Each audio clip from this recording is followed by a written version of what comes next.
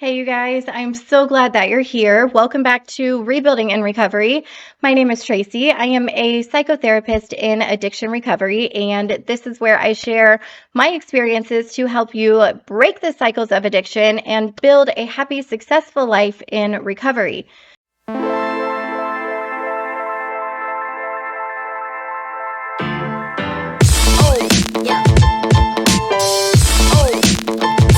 How are you guys doing today? I'm starting to get a little bit of a pickup on my followers. Definitely still a super small channel, but I'm very grateful to all of you who are here. I know there's a few new people here, and I'm definitely really grateful to everybody that is here, everybody who comments and provides support. I really appreciate that. So I just wanted to let you guys know that before we start. So today I'm going to be sharing part 2 of my story. I told you guys that I was going to be releasing a series on my story from addict to therapist. And in my last video, I kind of shared with you a little bit about my childhood and what led me to addiction in the first place. So this one is going to be the deep, dirty, dark addiction era. Now keep in mind that I am a very different person today than who I used to be. My heroin addiction started at 19. Didn't have children at this time. I was very selfish. I was very wild, and I had no fear. Hard for me to believe sometimes that I even did these things and I even lived this way because I am so different today. Just try to remember that when I'm telling you this story and try not to pass judgment. I really want this to be a safe and kind space. Get through addiction and recovery together, and we can't do that if there is judgment and meanies in the comments. Yeah. Okay. So my addiction began very early. I used to believe that my addiction was heroin, and it began at 19. But looking back, that was not where my addiction began. It began at 13. The very first time that I got drunk in my girlfriend's basement. I was at a sleepover at my girlfriend's house at 13 years old, and her mom had a bar in the basement, and there was a bunch of liquor, and we were taking shots and we were experimenting with it. That was my first time drunk. And that night changed my life. I had always been a very self-conscious person. I've always been kind of uptight. I've always been very introverted. And when I got drunk for the first time, all of that was gone. I was just free. And I didn't realize it at the time, but that moment was something that I would begin chasing forever. And then the next year at 14, my freshman year, I came across a group of boys, a group of senior boys, and rumor had it that they were talking about me and saying that I was, pretty good looking. I was pretty girl. Now, in middle school, I was not the pretty girl. I was the girl that was behind all my friends, developmentally wise. The boys did not like me. They liked all my friends. They did not like me. I was never the one. So to hear that I was pretty for the first time was shocking to me, and I ran with it. I was like, oh, finally, people like me. They think I'm pretty, then that means that I'm wanted, right? Well, all of those boys were smoking weed and partying and all of that jazz. And I began smoking with them on the regular and going to their parties and occasionally doing pills and drinking and all of that stuff. At that point, freshman year, I started buying weed regularly and having it on me at all times. And I began smoking every single day from the age of 14. Now, also that year, someone at school narked on me for having weed at school, suspended from school. And that was also my first encounter with the police at age 14. So that lifestyle then continued throughout my entire high school career. In fact, I barely graduated high school. I got in trouble numerous times. I ran away from home. I caused a lot of stress for both of my parents because I was constantly getting into trouble. I was smoking weed. I was staying out late. I was ignoring my curfew, partying, hanging out with older boys. And that was my life all through high school. In my town, I'm from a very small, kind of country town, and we back road. That was our thing. We were always driving on back roads. We were smoking and drinking and just hanging out on the back roads. And at 17, my senior year, I actually got into a car crash leaving a party. I had been drinking and smoking, and I ran off the side of the road where there's a very large, steep drop-off. I got a little too close to the edge, and it pulled me down into a tree. Luckily, I was by myself and there were no other cars around, so I'm very grateful that I did not hurt anybody. I actually cut an artery in my forehead right here. And I was actually in the middle of nowhere at nighttime when I crashed. So there was nobody around. Nobody saw me. Nobody noticed that I was down in the ditch. I actually had to crawl out of the passenger side of my car. My driver's side would not open. I did not have any cell phone service. So I had to make my way up the embankment to the road, at which point a car saw me and found me and took me to the hospital. Now, the guy that found me actually said that he didn't normally take that route to work. He had randomly decided to take a different route to work that night. And he just so happened to find me alone on this back road at night, bleeding excessively. My parents actually paid to have his car detailed because it was covered in blood.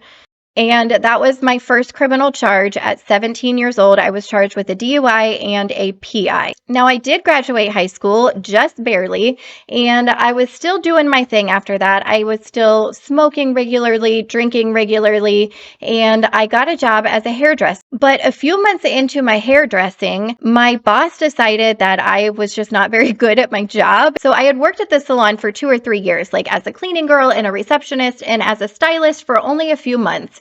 When she pulled me into her office and she said, you know what, Tracy, I just don't ever see you becoming a successful stylist. I think we're going to have to let you go. And I was honestly so blindsided by this. Like I said, I had been there a few years, so I was not expecting it at all.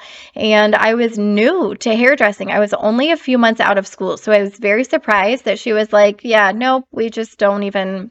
You're fired. That hurt me. That hurt me pretty bad. It hurt my self-esteem pretty bad. And shortly after that, I found a job as a valet at a casino. And again, there I met a boy, and the boy and I started doing pills together on a regular basis. One day he tells me, he's like, I can't get any more of those pills, but I can get some heroin. And I had never done heroin at this point. I didn't know about it. I didn't know anybody who had done it. The only thing that I knew about heroin was what I had learned in health class. And I snorted just a little bit of heroin. What is the difference between that and a pill? It's like the same thing. And the very first time that I did it, I fell in love with it. It relaxed my body and my mind just like that first time I got drunk did.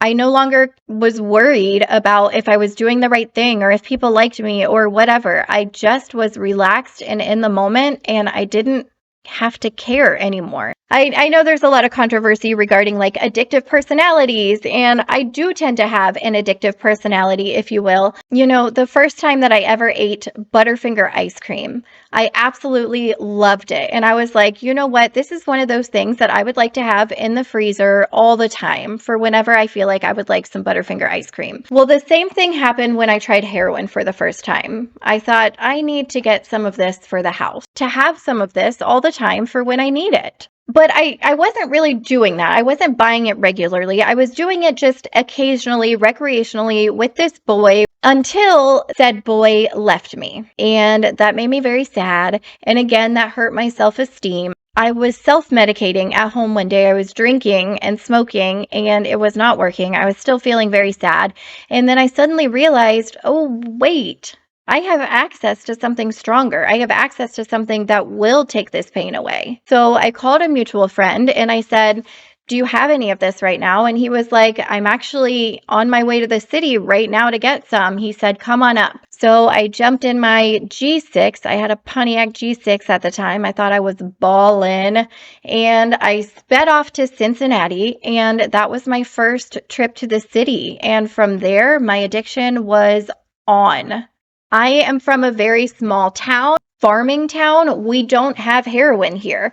If you're buying heroin here, then you're buying it from somebody who is selling it only to support their own heroin habit. So they're probably ripping you off. Really, if you want to buy heroin and not get ripped off, you need to go to ghetto areas, if you will.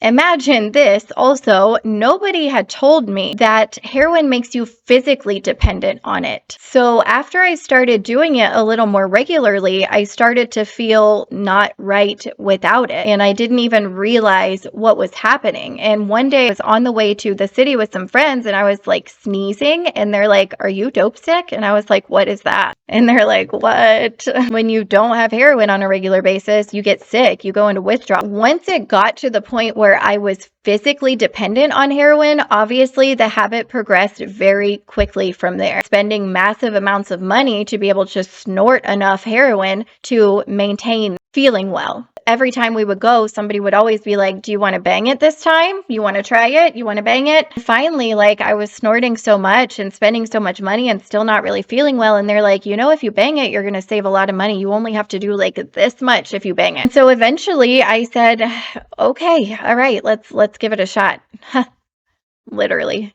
So this guy that I was kind of seeing at the time, we parked in my G6 and he mixed up my shot. And I was deathly scared of needles at this time, but I closed my eyes and I gave him my arm and he gave me my first shot. At that point, I started really going to the city mostly by myself. If you have been in addiction, you know that like the circle that you run with, there's a lot of drama in that circle, right? I've always kind of been a loner. I really wanted to avoid the drama. I mean, people were always mad at each other. They're always ripping each other off. They're always asking you for dope and taking all your cigarettes. I started going up by myself. I'm really very lucky that nothing ever happened to me because I spent years going to the ghetto areas of Cincinnati and shooting dope completely by myself. Sometimes it would be the middle of the night. I have ripped a lot of my dope dudes off. I would get a gram and hand them $6 and then drive off really fast. A lot of guys would run up on me, offer me testers. Immediately, when people see your license plate from a different state in these ghetto areas, they automatically know why you're there.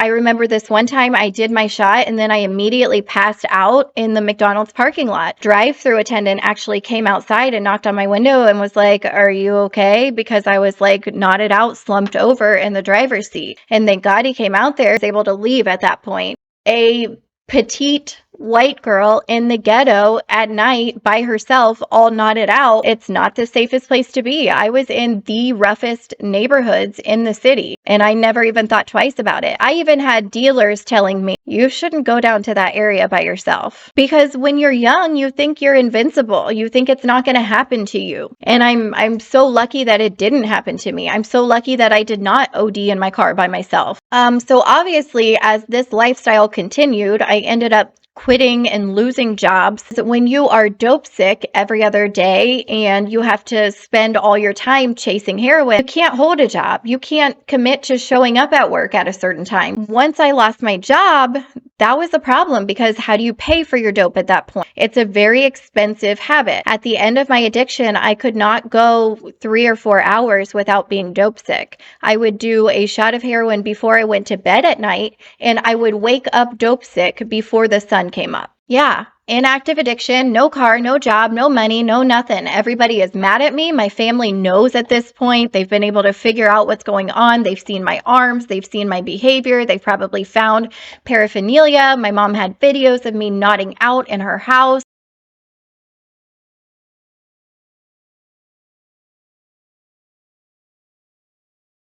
It really is heartbreaking what I put my family through. They are soldiers. I don't know how they dealt with it. So at this point, I'm at a point in my addiction where the only way I'm going to be able to get money for dope is to steal it or panhandle for it.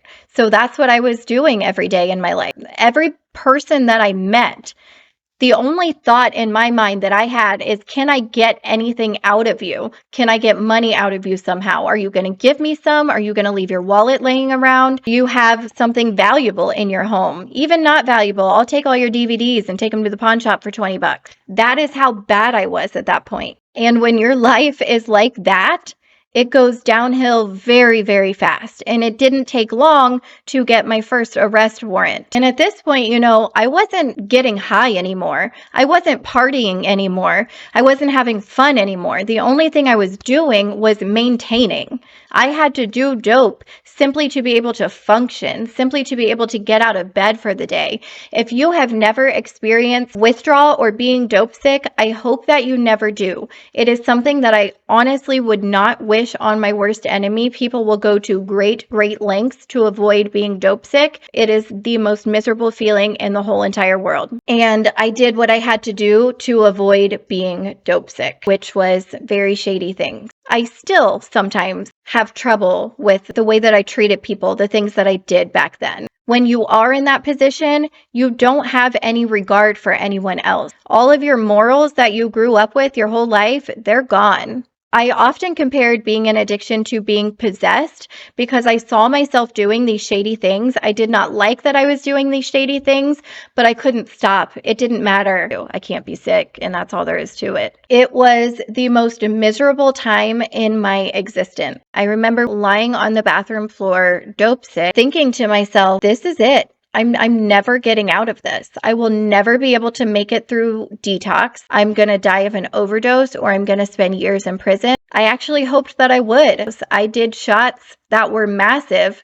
hoping that I would die because I was that miserable. And I felt like I couldn't do anything about it. I had been to treatment during this time. I went to inpatient treatment 2 or 3 times.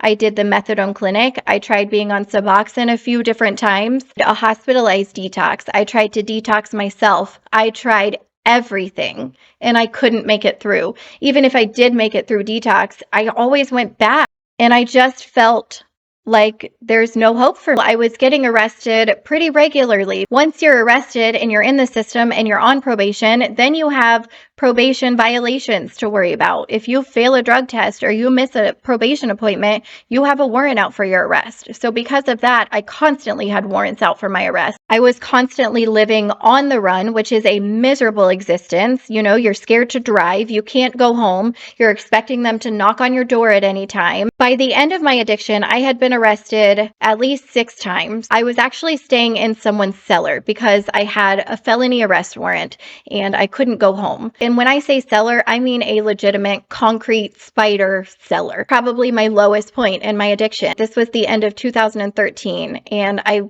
finally got picked up on my warrant the day before Christmas Eve. I received a sentence of a year in the Department of Corrections, which is prison. And then after that, I was sentenced to complete a rehabilitation program, which was 4 months after that. Somehow, by the grace of God, I managed to stay clean after that. That's because I got pregnant while I was in that halfway house. And when I became pregnant, everything changed. My perspective changed. And I realized that it was time to grow up. I realized that this child was counting on me. And I promised my unborn baby, I promised him that he would never know this side of me. He would never live in a house with addiction. My son is now 7 years old, and I'm still keeping that promise. I have 2 other babies and I own my own home and I have good credit. I don't have anything in collections.